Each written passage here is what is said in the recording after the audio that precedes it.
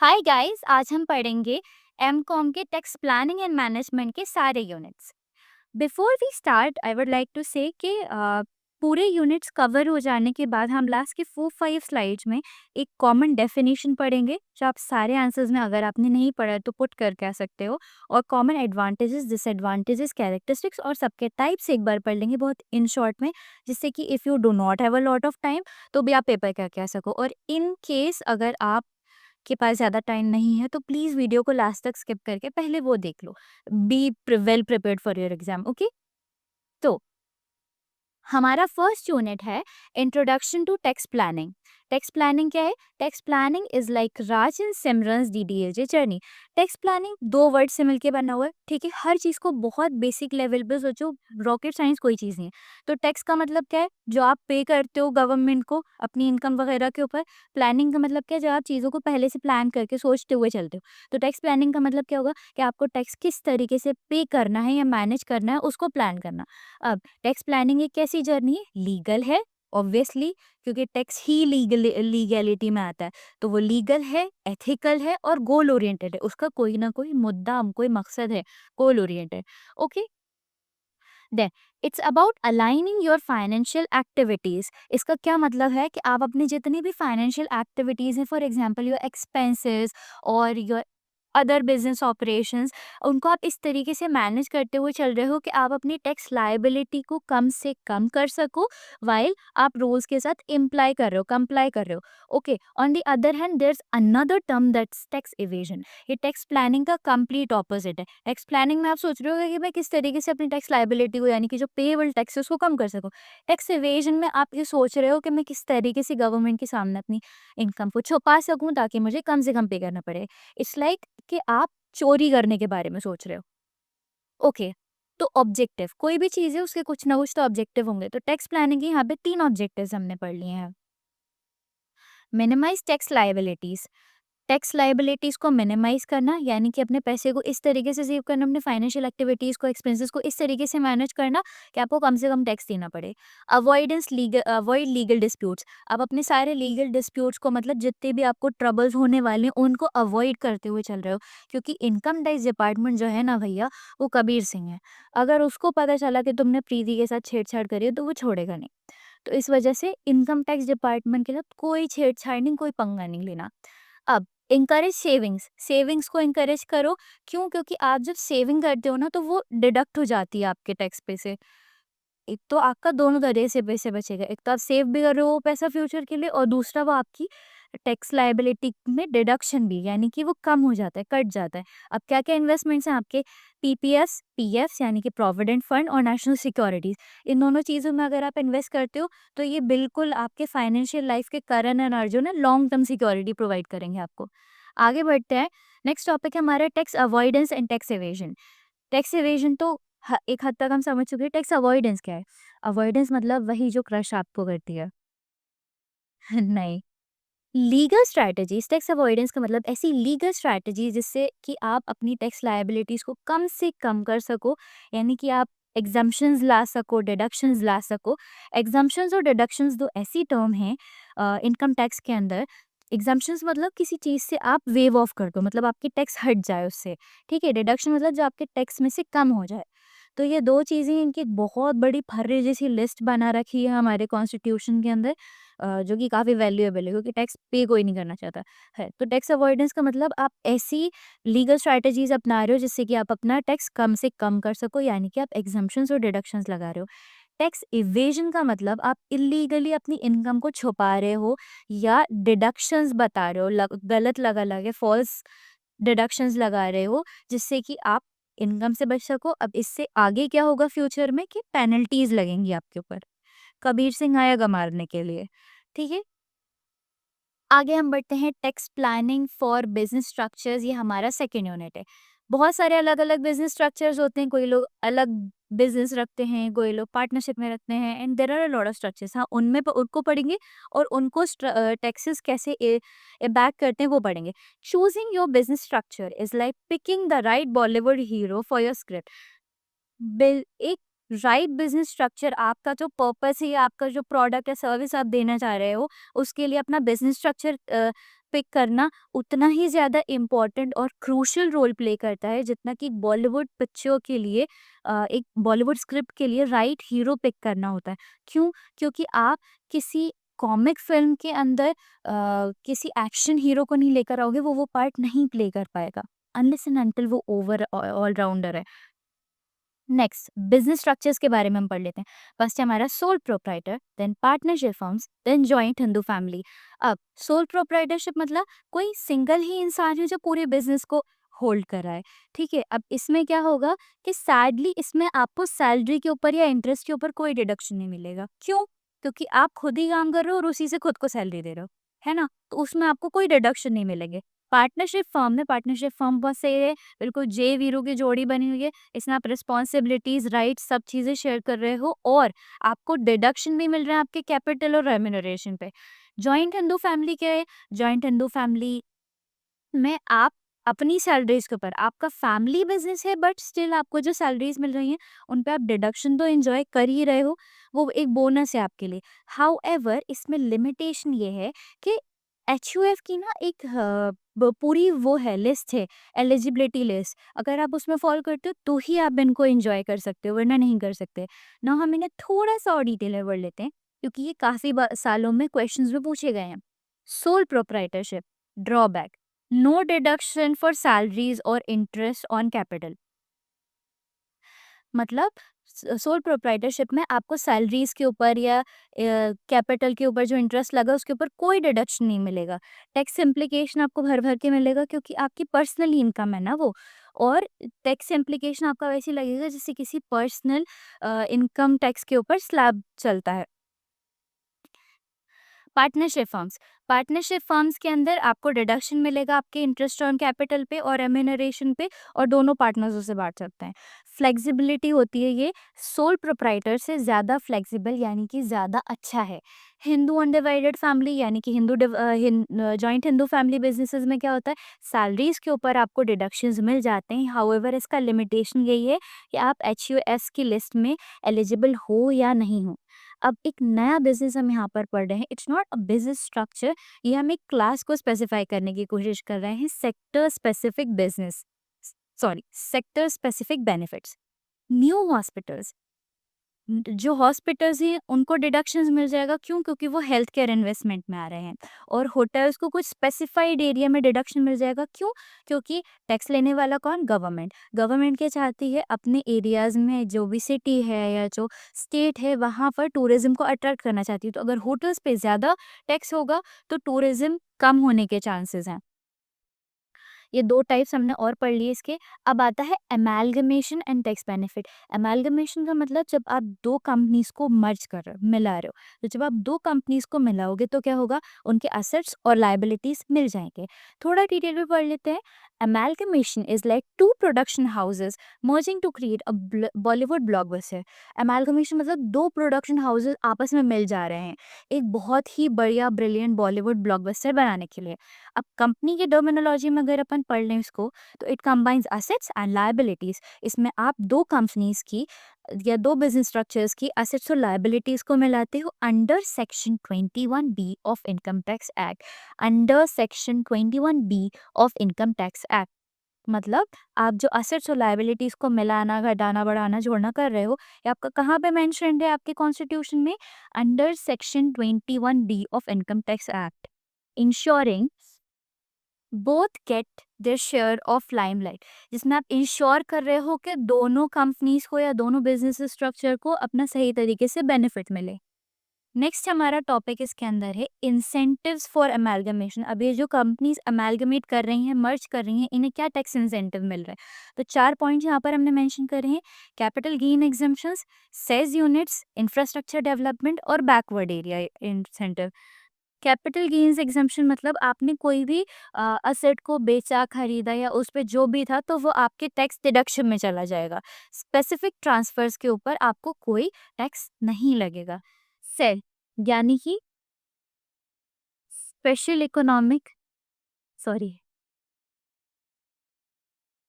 Says says मतलब special economic zone.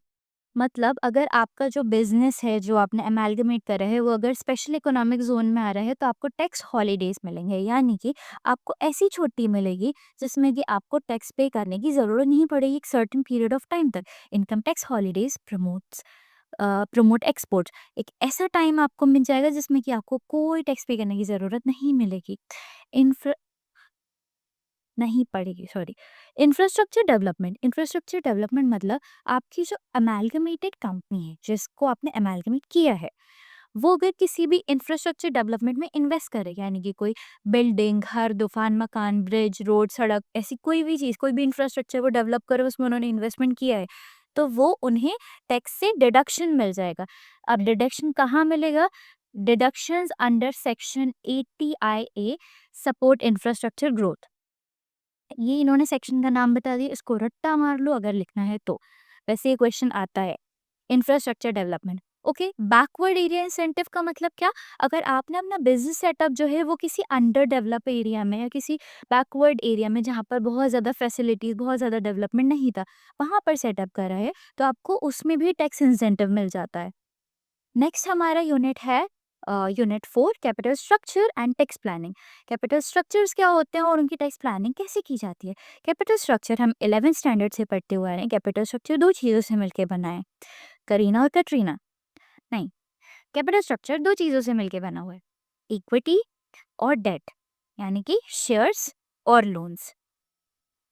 अब ये दो चीज़ें क्यों मिलाई जाती हैं? एक perfect business capital balance capital structure को बनाने के लिए। क्या होता है कि जब आपका बिजनेस स्ट्रक्चर के अकॉर्डिंगली आपका कैपिटल स्ट्रक्चर बिल्कुल बैलेंस बना हुआ है, यानी कि आपका इक्विटी भी बैलेंस और डेट भी बैलेंस है ना, तो आप बहुत ज़्यादा टैक्स लाइबिलिटीज़ को मिनिमाइज कर सकते हो, और बहुत सारे अदर बेनिफिट्स भी जो हमारी गवर्नमेंट ने दिए हुए हैं, उनको भी इंजॉय कर सकते हो। ठीक है। अब टैक्स इम्प्लीकेशंस, क्या-क्या सिचुएशंस आ सकती हैं आपके टैक्स इम्प्लीकेशन, मतलब आप किस तरीके से टैक्स क्या करना है उसका, वो डिसाइड कर सकते हो। ये कैपिटल स्ट्रक्चर्स के ऊपर है। तो एक तो ये है बोनस शेयर्स। बोनस शेयर्स का मतलब क्या? जो आपके शेयर होल्डर्स हैं, आप उनको किस तरीके से रिटर्न देते हो? उन्होंने आपकी कंपनी में शेयर्स खरीदे ना, तो आप उनको किस तरीके से रिटर्न देते हो? आप उनको कैश डिविडेंड्स देते हो, है ना? बट बोनस शेयर्स में आप क्या कर रहे हो? आपके पास एक ऑप्शन है, ईदर आप उन्हें कैश डिविडेंड दे दो, या फिर आप उनको और शेयर्स, बोनस शेयर्स दे दो उसी कैश डिविडेंड के सेम वैल्यू के। तो उससे क्या होगा, जो इमीडिएट कैश के ऊपर टैक्स लगना था, वो ना लगते हुए आपने एक फ्यूचर इन्वेस्टमेंट उनको दे दी है, मतलब फ्यूचर शेयर्स उनको दे दिए हैं कि आप बढ़ा लो और री इन्वेस्ट कर लो।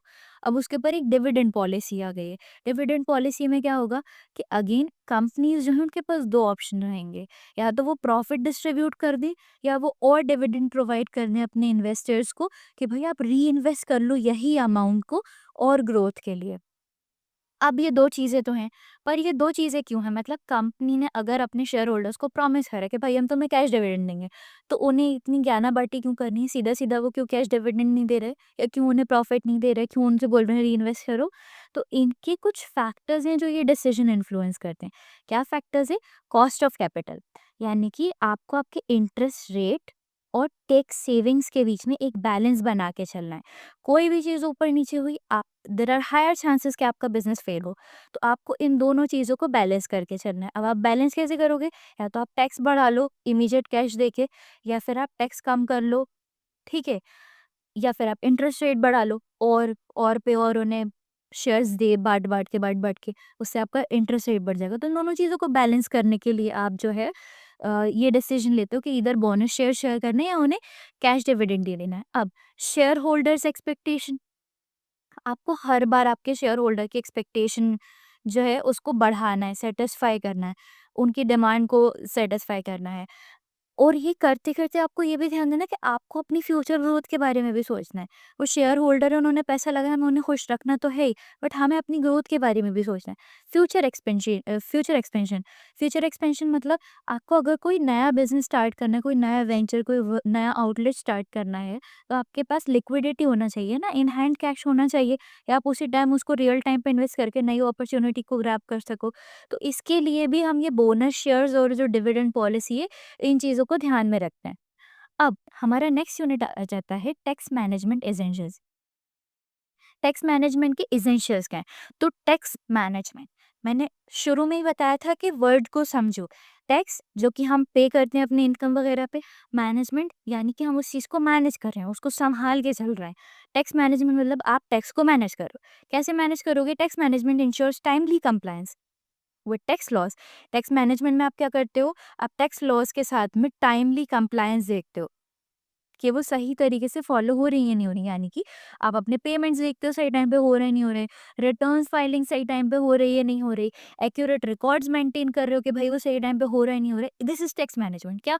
Payments, return filing and maintaining accurate records, ये 3 पॉइंट्स हैं इसमें।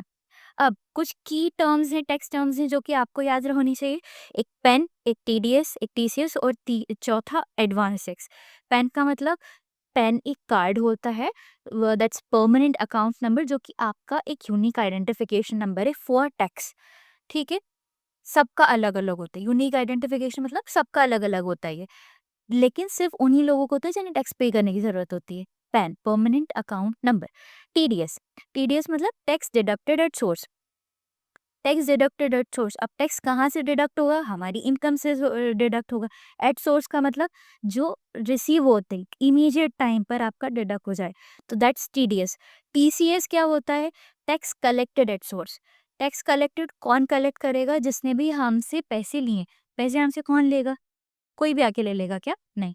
जिससे हमने कोई चीज़ खरीदी होगी, यानी कि सेलर, सेलर हमसे टैक्स कलेक्ट करेगा। तो और एट सोर्स मतलब मतलब जिस टाइम पर आपने कोई ट्रांजैक्शन किया, कोई उसके साथ परचेस करी, उसी टाइम पे जब वो आपसे टैक्स कलेक्ट करेगा, that's called tax collected at source. Again, tax deducted at source जो कि आपकी इनकम, इमीडिएट इनकम जो रिसीव हुई है उस पे डिडक्ट हो रहा है। टैक्स कलेक्टेड एट सोर्स जो कि आपने ट्रांजैक्शन करा तो सेलर ने आपसे इमीडिएट टाइम पे कलेक्ट करा। टीसीएस। अब एडवांस टैक्स मतलब नाम यूज कर रेफर है, एडवांस टैक्स, वो टैक्स जो आपने एडवांस में दे रखा है, यानी कि आपने एक एस्टिमेशन लगाया that this is going to be my income at this point of time, और उस पे आपने प्रीपेड टैक्स कर दिया। अच्छा, you my guys might have this question कि एडवांस टैक्स कोई क्यों ही पे करेगा? तो in company law there are lot of deductions and exemptions on advance tax. उससे भी आपको बहुत बेनिफिट्स मिलते हैं, इसलिए लोग कभी कभी एडवांस टैक्स भी पे कर देते हैं। अब एज आई प्रॉमिस के पूरी वीडियो के लास्ट में एक कॉमन डेफिनेशन होगी, जो अगर आप रट के चले जाओगे तो आप सारे आंसर्स भर के आ सकते हो। तो यहाँ पर वो डेफिनेशन है। यहाँ पर 3 चीज़ें आपको खुद से करनी पड़ेंगी, that is subject, objective and output. यानी कि कोई क्वेश्चन आपसे पूछा गया, तो क्वेश्चन का सब्जेक्ट क्या है, मतलब क्या क्वेश्चन पूछा गया है, वो जो भी टॉपिक है उसको हम क्यों करते हैं, उसका पर्पस या ऑब्जेक्टिव क्या है, वो पूछना है आपको खुद से। और आउटपुट यानी कि उसको करने का रिजल्ट हमें क्या मिलेगा, ये 3 चीज़ें आपको खुद से पूछना है और फिर ये आंसर टीप के आ जाना है। अब देखो, subject refers to a systematic process that involves planning, compliance and management to achieve objective. It requires understanding relevant laws, ethical adherence and proactive strategies to optimize output. यानी कि फॉर एग्जाम्पल आपका question आया tax planning, what is tax planning, तो आपका subject है tax planning, तो आप क्या लिख दोगे? Tax planning refers to a systematic process that involves planning, compliance and management to achieve. अब क्यों करते हैं टैक्स प्लानिंग? ऑब्जेक्टिव क्या है उसका? आपकी टैक्स लायबिलिटीज को कम करने के लिए, आपके पेएबल टैक्स को कम करने के लिए। तो यहाँ पर आप क्या लिखोगे? Achieved, achieve minimize tax liabilities, ये लिख दिया आपने। आगे आगे बढ़ो। It requires understanding relevant laws, ethical adherence and proactive strategies to optimize. Result क्या होगा टैक्स लायबिलिटी कम करने का? फाइनेंशियल सेविंग, हमारा पैसा बच जाएगा।